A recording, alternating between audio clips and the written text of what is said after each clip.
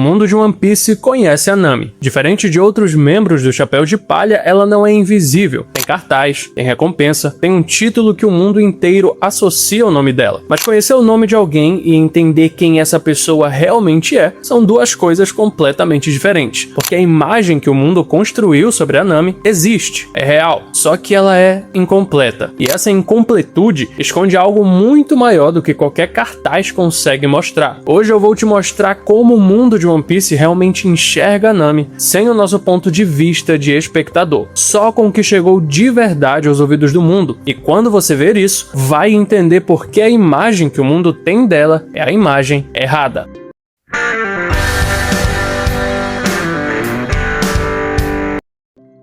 Fala meu nerd, eu sou o Mikael e sejam bem-vindos a mais um vídeo aqui no Reinado Nerd. E se você tá curtindo essa série de vídeos aqui no canal, desce aqui embaixo, deixa teu like, se inscreve no canal e ativa o sininho para você não estar perdendo os próximos vídeos e considera também se tornar um membro para você ter acesso a muito conteúdo exclusivo. A história da Nami dentro do mundo de One Piece não começa com os Chapéus de Palha. Ela já tinha uma reputação antes disso. Para quem circulava no submundo pirata, o nome dela já aparecia. Uma ladra habilidosa que roubava piratas, que entrava em grupos, ganhava confiança, aprendia tudo o que precisava aprender sobre aquele bando e sumia com tudo antes que qualquer um percebesse o que tinha acontecido. Para quem acompanhava esse submundo, a imagem que se formava era muito específica. Não era de uma combatente, não era de alguém que resolve as coisas na força bruta, era de uma operadora, alguém fria, calculista, que usa inteligência onde outros usam músculos, que consegue entrar em qualquer ambiente, se adaptar e sair com o que veio buscar sem deixar rastro. Esse tipo de pessoa é perigosa de um jeito muito particular, porque você nunca sabe quando ela está do seu lado de verdade, ou quando já está te usando.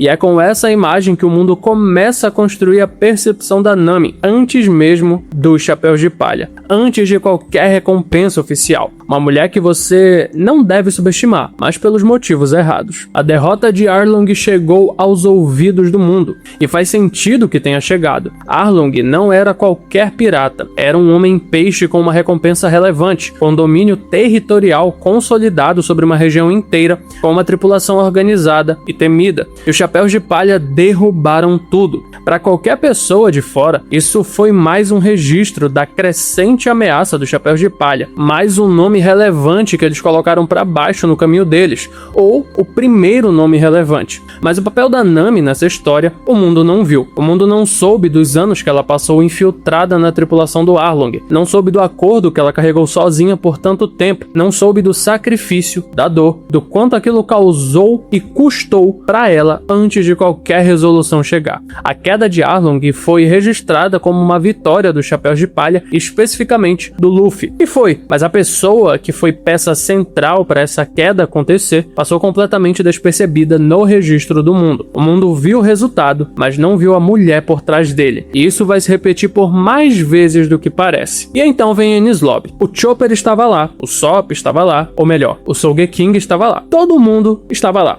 Mas a Nami teve algo que poucos tiveram naquele incidente. Um feito registrado com o nome dela. Ela derrota Califa, agente da CP9, uma das figuras mais perigosas daquele conflito. E esse feito vai parar no registro oficial do governo. Só que existe um detalhe que torna isso ainda mais interessante. Quando a Marinha foi tirar a foto dela para o cartaz, ela foi enganada por um fotógrafo disfarçado e acabou posando. Então, o que circula pelo mundo inteiro é a imagem de uma mulher que parece completamente relaxada, confiante, sem nenhum sinal de tensão, como se aquilo tudo fosse completamente normal para ela. Para qualquer pessoa que recebe esse cartaz e olha para essa foto, a impressão não é de alguém que foi pega de surpresa, é de alguém que não tem medo de nada. 16 milhões de berries e um título: Gata Ladra. Agora pare e pensa no que esse título comunica para qualquer pessoa que lê aquele cartaz. Não comunica força bruta, não comunica destruição, não comunica o tipo de ameaça que faz alguém recuar de medo num confronto direto. Comunica esperteza, comunica habilidade de manipulação, comunica alguém que entra e sai sem ser pega, que age com precisão, que é perigosa de um jeito que você só percebe quando já é tarde demais. O mundo reconhece que ela é uma ameaça. Os 16 milhões confirmam isso. Mas a ameaça que o mundo enxerga não é nem de longe a ameaça real que ela representa. A gata ladra é uma ladra inteligente, que derrota agentes perigosos e posa pro cartaz como se fosse um dia comum. Não é a navegadora responsável por guiar a tripulação mais perigosa dos mares por lugares que deveriam ser impossíveis de atravessar. Essa parte, o mundo ainda não sabe. Existe um elemento específico sobre a Nami que torna a confusão do mundo ainda mais compreensível. O Climatátic, uma arma que manipula o clima, que cria ilusões atmosféricas, que gera raios, furacões, névoa densa, variações bruscas de temperatura, uma tecnologia completamente única naquele mundo que não se parece com nenhuma outra arma conhecida. Para quem está dentro da história, acompanhando, entendendo que aquilo é fascinante, mas para quem está de fora, sem contexto, vendo os feitos e efeitos acontecerem no meio de uma batalha, parece fenômeno natural, parece algo inexplicável que aconteceu naquele momento e naquele lugar. Não parece uma arma, não parece algo que alguém está controlando deliberadamente. E quando você não consegue identificar a arma, não consegue identificar quem está usando. O crédito raramente chega até ela, porque o mundo nem sabe que há alguém por trás daquilo. E por falar em dominar uma ferramenta que poucos entendem, deixa eu falar uma coisa rápida aqui pra você. Se você assiste esse canal, provavelmente você gosta de conteúdo sobre anime, séries, cultura pop, e talvez você já tenha pensado em criar um canal sobre isso também. Ou já tem um canal e quer fazer ele crescer de verdade. Existe uma aula gratuita que ensina exatamente como dominar o algoritmo do YouTube e monetizar um canal sem precisar aparecer, sem mostrar o rosto, sem precisar ser famoso, sem precisar ter milhares de inscritos para começar a gerar resultado. O link dessa aula está aqui na descrição do vídeo e no primeiro comentário fixado. Reserva 15 minutos do seu tempo que você não vai perder nada assistindo isso. Muito pelo contrário. E se você é do tipo que gosta de entender como a coisa realmente funciona, assim como a gente está fazendo aqui com a Nami, você vai gostar do que vai ver lá. Clica no link, assiste a aula, que eu tenho certeza que você vai curtir. Mas agora, bora voltar pro vídeo.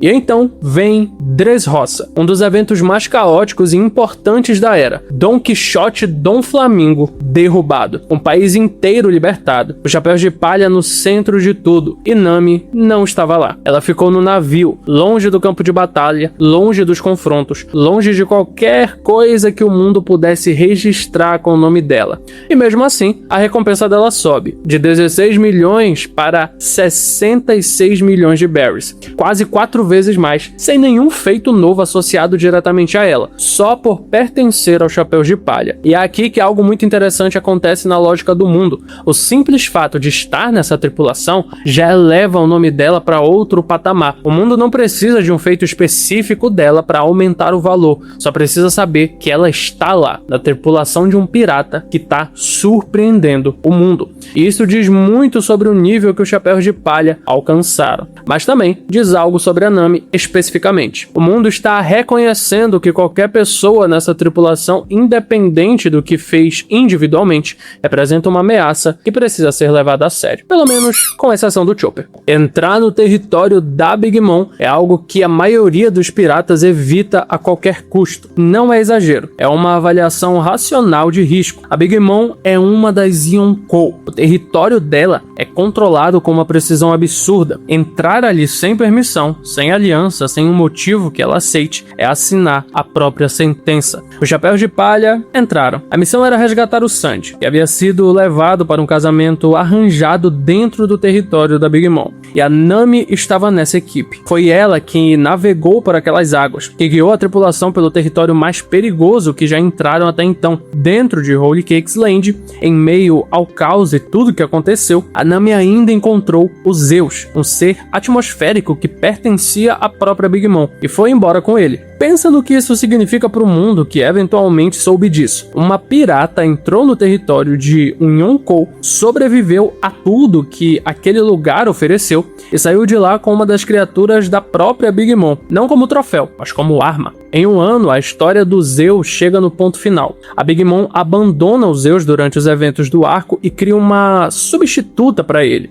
E o Zeus, sem um vínculo com a Big Mom, se funde definitivamente com o Climatátic da Nami, passa a ser parte permanente do arsenal dela, não mais como uma criatura capturada, uma extensão da própria arma. E quando os Chapéus de Palha derrubam Kaido, um dos Yonkou, e Luffy se torna oficialmente um dos imperadores do mar, as recompensas de toda a tripulação sobem de uma forma expressiva. A da Nami vai para 366 milhões de berries, um salto de 300 milhões em relação à recompensa anterior. Para qualquer pessoa do mundo tentando entender quem estava em Wano e o que aconteceu lá, esse número manda uma mensagem direta. Essa mulher não é mais a gata ladra com 16 milhões. Não é mais alguém que o mundo pode colocar numa categoria conhecida e simplesmente seguir em frente. É algo que precisa ser reavaliado completamente. E aqui está o ponto que ninguém fala. O mundo nunca viu a Nami traçando rotas por ilhas que nenhum navegador conseguia decifrar. Nunca viu ela lendo o clima de lugares que matariam qualquer tripulação que chegasse despreparada. Nunca viu o quanto cada vitória dos Chapéus de Palha dependeu diretamente dela chegar até o lugar certo, na hora certa, com a informação certa. O mundo vê as batalhas, nunca vê quem tornou possível chegar até elas. E esse é o ponto cego mais importante da imagem que o mundo tem da Nami, porque a função dela não é a que aparece nos relatórios, não é que gera momentos icônicos que circulam de boca em boca. É a função que, quando funciona perfeitamente, passa completamente despercebida. Quando uma tripulação chega onde precisa chegar, na hora certa, pelo caminho certo, sem se perder em mares impossíveis, ninguém para pensar em quem traçou aquela rota. Mas se ela não estivesse lá, eles nunca teriam chegado a lugar nenhum. E aqui está o coração de tudo. A Nami é provavelmente a navegadora mais talentosa que existe naquele mundo, capaz de ler e manipular o clima de formas que a ciência daquele mundo mal consegue explicar. Responsável por guiar a tripulação mais promissora e perigosa da era por mares que deveriam ser impossíveis de atravessar, com um arsenal que inclui uma arma única do mundo e uma criatura atmosférica que pertencia a um Yonkou e que agora é parte permanente dela. E o mundo a conhece como uma ladra, com um instrumento esquisito que faz coisas estranhas com o clima. A imagem existe, não é inventada, mas é a imagem errada. É um recorte pequeno de algo muito maior. E o problema de um recorte pequeno é que ele parece completo até você ver o quadro inteiro. O mundo acha que vê a Nami, mas está vendo só o que ela deixou aparecer. E talvez a parte mais irônica de tudo isso seja essa. A recompensa dela subiu numa das vezes sem ela nem estar no campo de batalha. O mundo elevou o nome dela por associação, por medo do que ela representa dentro de uma tripulação. Imagine quando o mundo finalmente entender o que ela faz de verdade.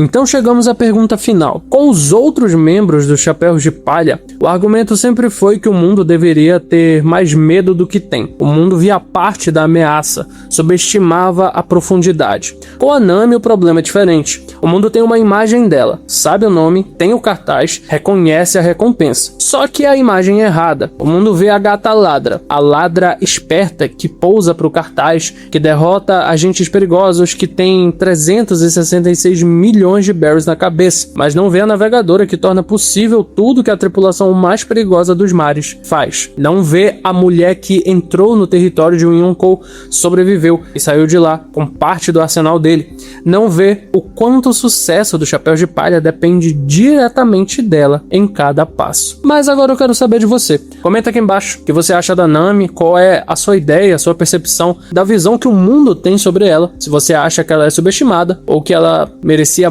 ter mais valor, ser mais valorizada, ou até outra visão que o mundo pode ter. Comenta aqui embaixo que eu vou estar lendo tudo e a gente continua debatendo sobre isso. Mas é isso aí, meu nerd, muito obrigado por ter assistido até aqui. Se você chegou até esse ponto do vídeo e ainda não se inscreveu, se inscreve aqui embaixo, deixa o teu like e clique em um desses vídeos que está aparecendo na tela. Continua acompanhando essa série que eu tenho certeza que você vai curtir. Mas é isso, a gente se vê no próximo vídeo.